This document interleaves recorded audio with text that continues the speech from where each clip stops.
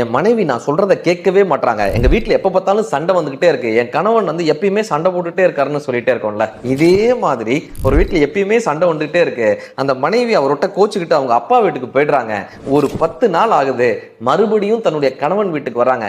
என்னுடைய பொருட்கள்லாம் நான் எடுத்துட்டு போறதுக்காக வரேன், என்னோட திங்ஸ் எல்லாம் நான் எடுத்துக்கிறேன்னு சொல்லி அவங்க ரூம்ல போய் பெட்டியை திறந்து அந்த திங்ஸ் எல்லாம் எடுத்து வச்சிட்டு இருக்காங்க. இவர் எதுவுமே பேசாம அந்த ஹால்ல அமைதியா உட்கார்ந்து இருந்தாரு. 1 மணி நேரம் ஆச்சு. அவங்க பெட்டியை எடுத்துட்டு அப்படி கிளம்புனாங்க. இப்போ அவர் கேட்டாரு, உன்னுடைய பொருட்கள் எல்லாத்தையும் எடுத்துக்கிட்டியா? உன்னுடைய பொருட்கள் எல்லாத்தையும் எடுத்துக்கிட்டியான்? எடுத்துக்கிட்டேன் அப்படின்ற வார்த்தை மட்டும் வருது. சொல்றாரு, உன்னுடைய பொருள் எல்லாத்தையும் எடுத்துக்கிட்டேன்னு சொல்லி என்னைய மட்டும் விட்டுட்டு போறியே, நான் உன் பொருள் இல்லையான்னு கேட்கிறாரு. அந்த பொண்ணு எதுவுமே பேசலங்க. பெட்டியை அப்படியே கீழே போட்டு ஓடி வந்து தன்னுடைய கணவனை கட்டி பிடிச்சுக்கிறாங்க. முத்த மழை பொழியிறாங்க. அந்த காதலின் மூலமாக அங்க இருக்கக்கூடிய சண்டை குறைகிறது.